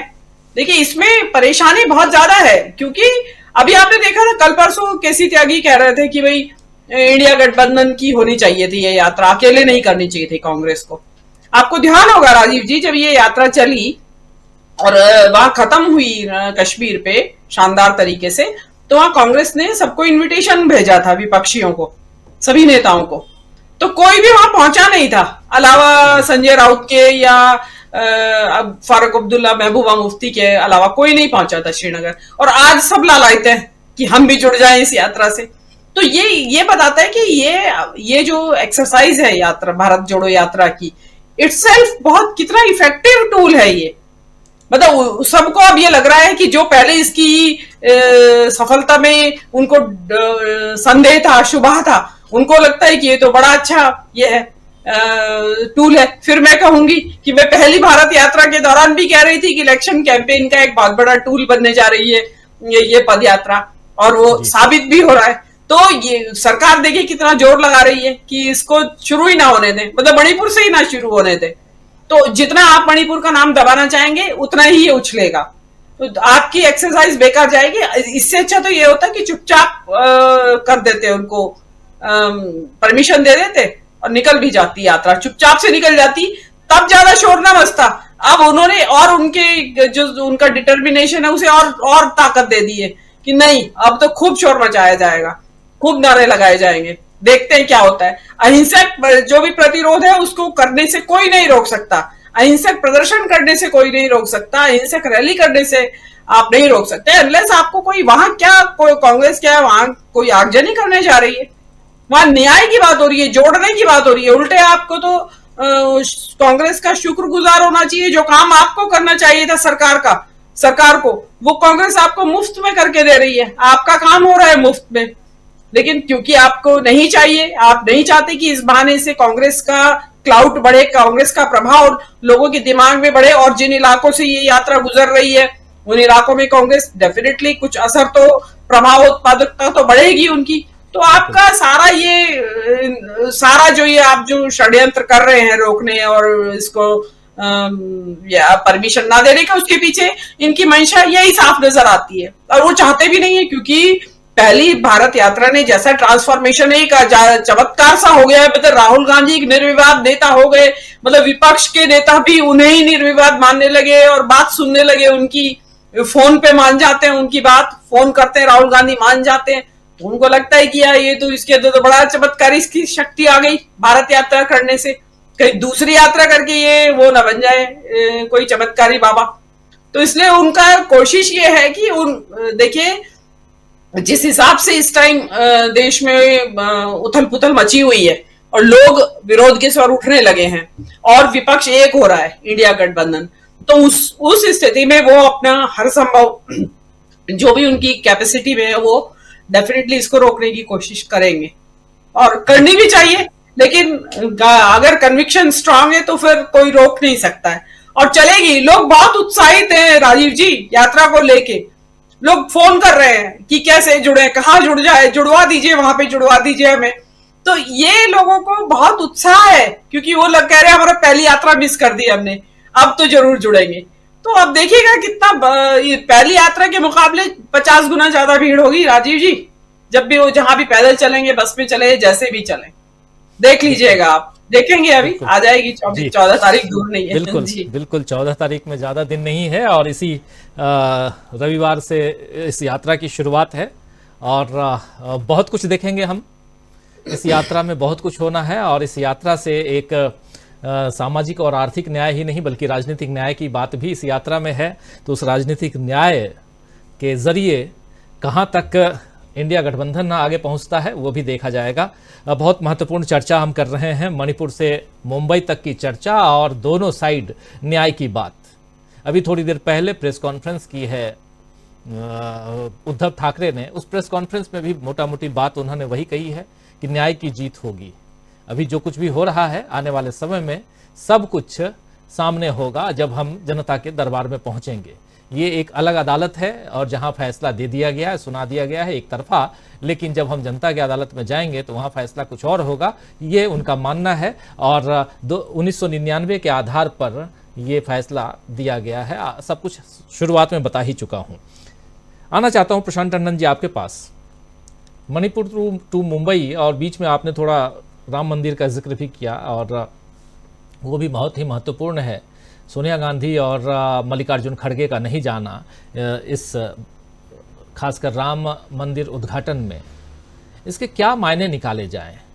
विपक्षी दलों को बुलाकर उस फेर में डालने की कोशिश की है मोदी सरकार ने, या ट्रस्ट ने, कहें तो राम मंदिर ट्रस्ट ने, कि गए तब भी नहीं गए तब भी बात तो होगी। वही बात जिस आपने वो बात छेड़ ही दी थी, ज़रा वो भी समझना चाहता हूँ। और उसके अलावा जब भारत जोड़ो यात्रा की हम बात कर रहे हैं, मणिपुर की बात कर रहे हैं, तो उस पर भी आपकी बात सुनना चाहता हूँ।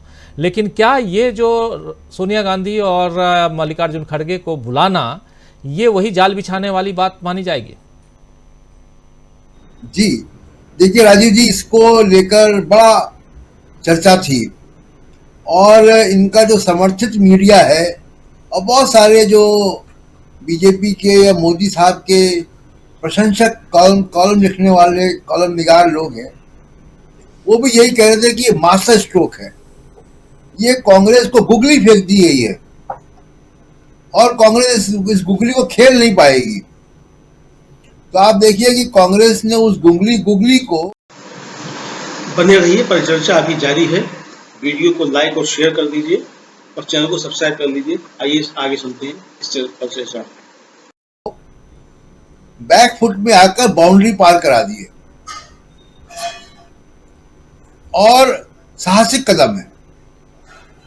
और ये साहसिक कदम कांग्रेस कई दशकों से नहीं उठा पा रही थी कि तय करना होगा कि ये एक राजनीतिक मामला है, ये धार्मिक आस्था का मामला नहीं है। और कांग्रेस के इस फैसले को बल और मिलता है जब तमाम धर्माचार्य और शंकराचार्य, चारों शंकराचार्य, तो क्या नरेंद्र मोदी चारों शंकराचार्य से ऊपर है? या ये जो ट्रस्ट है, तो इस जो राम मंदिर का ट्रस्ट है, इस ट्रस्ट को लेकर भी सवाल अब खड़े हो गए कि इनका कितना नैतिक बल है। क्या वाकई ये सारे राम भक्तों की भावना को रिप्रेजेंट करते हैं? सवाल उठ रहे हैं कि राम मंदिर अधूरा है, अभी उस पर सिविल वर्क और कंस्ट्रक्शन का काम चल रहा है। तस्वीरें देखी जा सकती हैं, ट्रस्ट के ही ट्विटर अकाउंट से तस्वीरें आई, उसको देख लीजिए आप। जो तस्वीरें दिसंबर के आखिरी सप्ताह की तस्वीरें हैं जी। उस अधूरी इमारत में, अधूरे मंदिर में प्राण प्रतिष्ठा का कार्यक्रम हो रहा है। इसको लेकर बड़ी आपत्ति है धार्मिक लोगों में भी। गृह प्रवेश कब होता है? जब आपका घर बन जाता है। आप खुद कह चुके हैं, बीजेपी की तरफ से प्रचार हुआ तो कहा जा रहा था कि मोदी साहब ने कहा कि हमने भगवान राम को घर दे दिया जी। उसी घर का तो गृह प्रवेश करने जा रहे हैं। तो घर क्या अधूरा घर देकर आप गृह प्रवेश करेंगे? तो जो इसको मास्टर स्ट्रोक कहा जा रहा था, ये कांग्रेस ने बहुत साहसिक कदम और राजनीतिक सूझबूझ का कदम उठाया है। और हर फैसला केवल सीटों के नहीं लेना चाहिए। बहुत सारे फैसले इतिहास की दिशा को नया मोड़ देने का काम करते हैं। ये उनमें से एक फैसला है। ये वैसे ही फैसला है कि जैसे कांग्रेस की सरकारों ने पीछे शिलान्यास होने दिया था जी, और तटस्थ भूमिका में आ गए थे। इस बार कांग्रेस ने जो फैसला कांग्रेस को तब लेना चाहिए था, तो शायद ये इतनी देश की राजनीति वहां नहीं जाती जहां पहुंच गई। वो फैसला अब हुआ है और इस फैसले की सराहना होनी चाहिए। साहसिक राजनीतिक सूझबूझ भरा फैसला है। अब जहां तक बात है कि उसमें कितना राजनीतिक नफा नुकसान होगा, ये भी हम देख लेंगे। 2024 के इलेक्शन में दिख जाएगा। इसकी चर्चा मैं कई दिन से कर रहा हूं कि समाज में उन वर्गों में हलचल है, कांग्रेस की तरफ रुझान। इसको पिछले 30 साल से वोट देना बंद कर चुके थे। और इसकी चिंता बीजेपी को भी होनी चाहिए, इसकी चिंता इंडिया गठबंधन के क्षेत्रीय दलों को भी होनी चाहिए। बिल्कुल। हम यहाँ पे निष्पक्ष होकर जो है वो विश्लेषण करते हैं, तो हमको किसी के पक्ष की और किसी के कम ज्यादा और किसी के साथ खड़े होने की वो दरकार नहीं है हमारी। तो हम स्पष्ट रूप से कह रहे हैं राजीव जी ये बात कि तमाम क्षेत्रीय दलों को भी इस बात को देखना चाहिए कि कांग्रेस ने अगर ये फैसला लिया है तो वो कितना बोल्ड फैसला है और वो उसकी राजनीति किधर जा रही है। जी बिल्कुल। दूसरी बात मणिपुर की बात है। जी जी हाँ जी, प्लीज प्रशांत। मणिपुर की बात ये है कि देखिए, राष्ट्रीय राजनीति में इम्फाल का सिटी मजिस्ट्रेट नहीं तय करेगा कि देश की राजनीति की दिशा क्या होगी। वहां का एसडीएम नहीं तय करेगा कि 144 लगा देंगे तो राहुल गांधी वहां पे यात्रा नहीं निकाल पाएंगे, कांग्रेस की राजनीति खत्म हो जाएगी। इतने बड़े बड़े राजनीतिक घटनाक्रम को सिटी मजिस्ट्रेट और एसडीएम नहीं तय करते हैं, और ना कांग्रेस पार्टी या किसी और पार्टी को इसका ध्यान देना चाहिए। मणिपुर का जहां तक मामला है राजीव जी, अभी शकी रखता जी अंतर्राष्ट्रीय स्तर की बात कर रहे थे। मणिपुर का मामला यूरोपियन यूनियन की पार्लियामेंट में उठा, उस वक्त उठा जब नरेंद्र मोदी जी फ्रांस में थे। रेजोल्यूशन पास हुआ वहां, उस रेजोल्यूशन में मोदी साहब और बीजेपी का नाम लिया गया। दुनिया की तमाम पार्लियामेंट में उसकी चर्चा हुई। राहुल गांधी की यात्रा शायद वहां तक नहीं पहुंचती, उसकी आवाज, अगर ये प्रतिबंध करने की बात नहीं आती तो। वो प्रतिबंध करके इन्होंने सबको जगा दिया कि देखो भाई, ये वही मणिपुर है जिसके लिए प्रस्ताव पास किया था आपने, जहां पे इतने चर्च जलाए गए थे, इतनी हत्याएं हुई थी, जहां पे मोदी साहब गए नहीं, खामोश रहे, बयान भी दिया तो विवादित हुआ, पार्लियामेंट में भी जो बयान दिया वो विवादित हुआ, सब कुछ ताजा कर दिया 144 लगाकर। तो और इसका अंतर्राष्ट्रीय स्तर पर असर होगा राजीव जी। दूसरा असर क्या होगा कि पूरे पूर्वोत्तर की राजनीति में इसका असर होगा। पूरे पूर्वोत्तर की राजनीति की दिशा बदल देगा ये। तो इस तरीके के जो अविवेकपूर्ण कदम होते हैं, वो जैसे 1980 में इंदिरा गांधी को गिरफ्तार करने का हुआ था, वैसे ही फैसला है ये भी कि राहुल गांधी अब यात्रा मणिपुर चालू करते, अपना कवरेज करते, वहां पे जाते और बातें हो जाती। लेकिन अब वो प्रतिबंध करके उन्होंने उन सब लोगों को जगा दिया जो दुनिया भर की संस्थाएं मणिपुर को लेकर देख रही थी भारत में और नरेंद्र मोदी सरकार को। राजीव जी बिल्कुल, दुनिया भर में एक अटेंशन तो आ ही गया है राहुल गांधी की इस यात्रा से भी, और आने वाले समय में बहुत ज्यादा समय नहीं है, 14 तारीख में, और उसके बाद आप देखेंगे देश की सियासत में और भी तेज हलचल को देखेंगे आप। मीनू जी कुछ जोड़ना चाह रही थी। मीनू जी। जी हाँ जी, मैं ये मंदिर को ही लेके जोड़ना चाह रही थी। देखिए, जो 4 शंकराचार्य हैं, वो ये हिंदू धर्म का उत्सव हो रहा है। प्राण प्रतिष्ठा जो है एक हिंदू देवता की, हिंदू भगवान की हिंदू मंदिर में प्रतिष्ठा हो रही है, और उसके हिंदू धर्म के जो सर्वोच्च आचार्य हैं वो 4 शंकराचार्य हैं।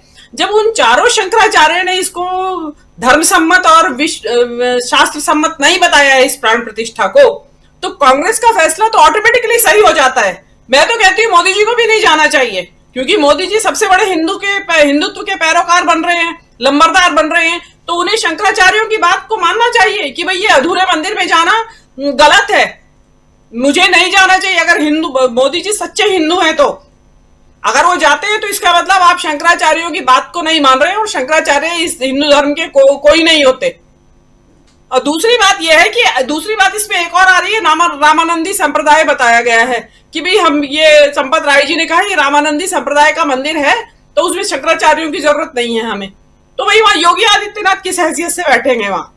वो तो नाथ संप्रदाय के हैं भाई। जो नाथ संप्रदाय का तो असल में तो कुछ लेना देना ही नहीं है राम से। तो मतलब इनके पास हर बात का कुतर्क मौजूद है। मतलब एक तरफ तो आप बात करते हैं जाति विहीन समाज बनाने की, लेकिन क्या कर रहे हैं आप? हिंदू धर्म को संप्रदायों में बांट रहे हैं। रामानंदी, शैव, शाक्त और कहां से ले आए ये लोग। मतलब इनको यही नहीं पता है कि हम अपनी बात को डिफेंड करने के लिए क्या लॉजिक दे रहे हैं, वो उल्टा हमारे ऊपर बूमरैंग करेगा। दूसरी बात यह है कि उसमें एक विवाद नहीं है उस मंदिर में। वो अयोध्या का जो मुद्दा जितना विवादास्पद नहीं था, उससे ज्यादा ये राम मंदिर की प्राण प्रतिष्ठा विवादास्पद बन गई है। उसमें शंकराचार्य नहीं आ रहे हैं, 4 जो हिंदू धर्म के सर्वोच्च गुरु है, धर्माचार्य हैं। उसमें मंदिर अधूरा है, उसमें रामलला की वो ओरिजिनल मूर्ति नहीं है जो वहां पे होनी चाहिए थी, नई मूर्ति बना के ला दी गई है। और देखिए राजीव जी, मैं लास्ट बात कहना चाहूंगी, ये जो प्राण प्रतिष्ठा जैसी जो मंदिर की हो रही है, ऐसा एक जैन धर्म में भी, जैनों के यहाँ भी होता है एक महोत्सव, उसमें शायद आपके दर्शकों को पता भी होगा। इसी तरह मंदिर बनता है जब वहां, तो उसे पंचकल्याणक प्रतिष्ठा महोत्सव कहा जाता है। उसमें इसी तरह से मंदिर और उसमें मूर्ति की स्थापना होती है, तो वो एक्सक्लूसिवली वहां पे धर्माचार्यों का और शास्त्र के ज्ञाताओं का, शास्त्रियों का, पंडितों का वो रहता है काम। वो उस इलाके में केवल उन्हीं की उपस्थिति होती है, नेताओं की कोई उपस्थिति नहीं होती। और अगर कोई नेता आ भी जाता है ऐसे कार्यक्रम में तो वो मंडप में बैठता है, जाके एक मंडप बना रहता है अलग, वहीं वो धर्माचार्यों का आशीर्वाद लेके बाहर से बाहर चला जाता है। ऐसा नहीं है कि वो जहां प्रतिष्ठा हो रही है, प्राण प्रतिष्ठा, वहां बैठ के वो सब सर्वोच्च हो जाए। वहां पे सर्वोच्च धर्म गुरु होते हैं जो सूर्य मंत्र कान में देते हैं वहां प्रतिमा के। तो ये इन्होंने सब चीजों को एक दरकिनार कर दिया, उसमें इनके अपने ही धर्म की जो रीति रिवाज है, रिचुअल्स है, या जो भी कुछ वहां की जो सेरेमनीज होती है उनकी सबके क्या था, एक मोदी जी बन गए। एक 5वें शंकराचार्य की बात जो सोशल मीडिया पे कही जा रही है तो वो गलत नहीं है कि 5वें शंकराचार्य मोदी जी बन गए हैं। तो मेरा तो ये कहना है भाई, शंकराचार्यों की बात को मानते हुए जैसे कांग्रेस नहीं जा रही है, भाई कांग्रेस ने शंकराचार्यों की बात को ही तो माना, तभी तो उन्होंने मेंशन किया कि भाई अधूरा मंदिर है ये। तो इसी तरह मोदी जी को भी मानना चाहिए शंकराचार्य की बात, और ना जाए। और जो भाजपा के अन्य नेता हैं उनको भी शंकराचार्य की बात को मानना चाहिए अगर वो सच्चे हिंदू है तो। जी हिंदू की बात हो रही है। सुनील शुक्ला जी, जरा क्लोजिंग कमेंट आपसे। हिंदुत्व की लड़ाई लड़ने वाली भाजपा और यहाँ हिंदुओं के ही उसमें फंसी हुई है। देखिए, जो अब राम मंदिर को लेकर एक मास्टर स्ट्रोक कहा जा रहा था, अब ये मास्टर स्ट्रोक उस हिसाब से, उस अंदाज से और वहां पहुंच चुका है जहां हिंदू ही आपस में लड़ रहे हैं। कौन जाएगा कौन नहीं जाएगा ये लड़ाई, क्या इस लड़ाई में भी भाजपा यहां फंसी हुई दिखाई देती है? नहीं, सवाल इस बात का है कि अगर यह एक धार्मिक आयोजन है, जो कि धार्मिक मंदिर का काम धार्मिक आयोजन का है, हिंदुओं का मंदिर बन रहा है और हिंदुओं के सर्वश्रेष्ठ जो धर्माचार्य हैं उनके अब ऊपर कोई नहीं है, चारों शंकराचार्य के ऊपर कोई नहीं है। पुरी के शंकराचार्य जी आपके सामने बोल रहे हैं, द्वारका पीठ के शंकराचार्य जी अभी मुक्तेश्वरानंद जी की बात हम सभी लोग सुन चुके हैं, बद्रिकाश्रम के शंकराचार्य की बात हम लोग सुन चुके हैं और श्रृंगेरी के शंकराचार्य की बात हम लोग सुन चुके हैं। सभी ने धार्मिक आधारों पर इस आयोजन में शामिल न होने का निर्णय लिया। उन्होंने कहा कि मंदिर अपूर्ण है, उन्होंने कहा कि जो जिस समय इसकी प्राण प्रतिष्ठा की जा रही है उसका कोई औचित्य नहीं है। उन्होंने कहा कि पुराना विग्रह कहां है जहां पे पूजा हो रही थी। सवाल इस बात का है। दूसरी चीज जो इसके प्रतिकार में चंपक राय जी ने कहा कि रामानंदाचार्य संप्रदाय का मंदिर है। ठीक है, तो क्या रामानंदाचार्य संप्रदाय के लोग शंकराचार्य से की बातों से गौरव नहीं होते हैं? वो लोग शंकराचार्य की परिधि में नहीं आते क्या?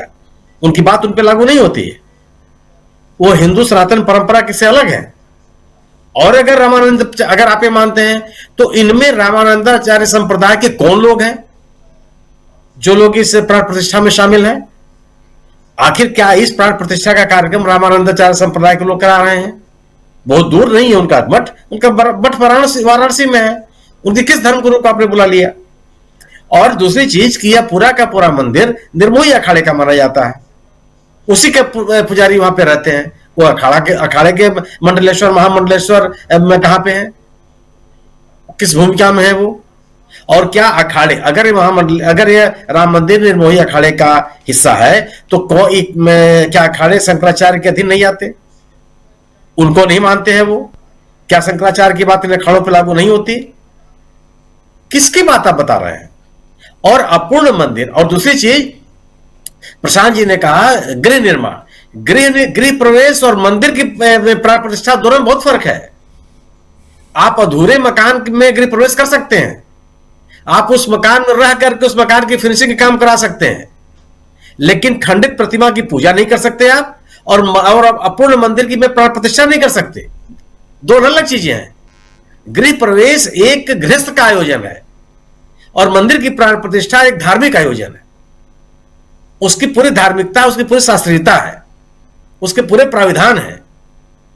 आप अपने मकान में नींव डाल लीजिए और गृह प्रवेश का शुभ दिन आपको मिल जाए, 3 छप्पर डाल के बनाना शुरू कर दीजिए, दरवाजा बाद में लगाइएगा, पूरी छूट है आपको।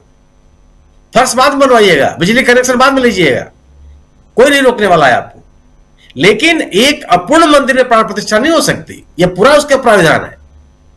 एक टूटी हुई प्रतिमा की प्राण प्रतिष्ठा नहीं हो सकती, उसकी पूजा नहीं हो सकती।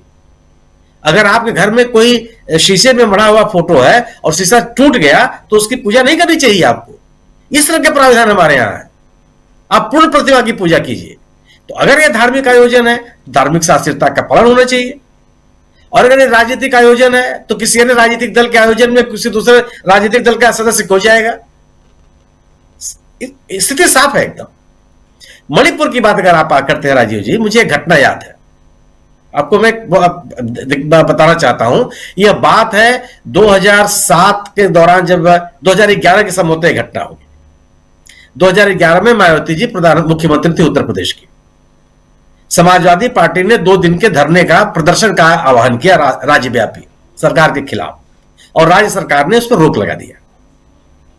स्थिति यह आई कि समाजवादी पार्टी का जो विक्रमादित्य मार्ग पे दफ्तर है उसके सामने बल्लियां गाड़ दी गई, कोई बाहर नहीं निकल सकता। और पूरे लखनऊ में, मैं लखनऊ में था उस समय, पूरे लखनऊ में चप्पे चप्पे पुलिस लगी हुई थी। किसी को निकलने की घर से इजाजत नहीं थी। जितने समाजवादी पार्टी के बड़े नेता थे सब हाउस अरेस्ट थे। अखिलेश यादव उस समय पे एमपी हुआ करते थे और लोकसभा चल रही थी। वह लौटे दिल्ली से अपने धरने में शामिल होने के लिए और लखनऊ एयरपोर्ट पे गिरफ्तार कर लिया गया। मुलायम सिंह जी अपने दफ्तर से अकेले निकले एक गाड़ी में। उस गाड़ी में मुलायम सिंह जी थे और निकले कि उस कार, उन्होंने अधिकारियों से कहा कि मुझे लखनऊ जाना है, मैं मेंबर ऑफ पार्लियामेंट हूं, सदन की कार्रवाई भाग लेने के लिए जा रहा हूं मुझको। लोगों ने, किसी ने उनको इजाजत नहीं दी उनके साथ किसी को जाने के लिए। वो अपनी गाड़ी से निकले। मेरे सामने एक घटना है, अकेली एक गाड़ी आई और जो हजरतगंज चौराहा है, हमारे घर से आप भी देखे होंगे, प्रशांत जी और सभी लोग देखे ही होंगे, जो आज अटल चौराहा कहा जाता है, उसी चौराहे पर वो गाड़ी आकर रुक गई। किसी को नहीं पता कि इस गाड़ी में कौन है। उसमें से उतरते हैं मुलायम सिंह यादव और एक चादर बिछा करके उस चौराहे पर बैठ गए। अकेले चादर बिठा के बीच चौराहे पर बैठ गए। वो हजारों हजार की संख्या में लोग वहां उपस्थित हो गए और जिस आयोजन को, जिस प्रदर्शन को, जिस धरने को विफल करने के लिए पूरी सरकार लगी हुई थी, वो सबसे सफल आयोजन हो गया। क्या मणिपुर की सरकार इंफाल के नागरिकों को यह निर्देश देने के लिए तैयार है कि कोई भी राहुल गांधी के साथ चलेगा नहीं? अगर वो सड़क पर चलेंगे तो उनके अगल बगल कोई दिखाई नहीं पड़ेगा? क्या यह निर्देश दे सकती है वो? और राहुल गांधी को अकेले कोई सड़क पर चलने से रोक सकता है? अगर राहुल गांधी को अकेले सड़क पर चलने से रोका नहीं जा सकता तो फिर उनकी पदयात्रा को वहां से शुरू होने से कोई रोक नहीं सकता।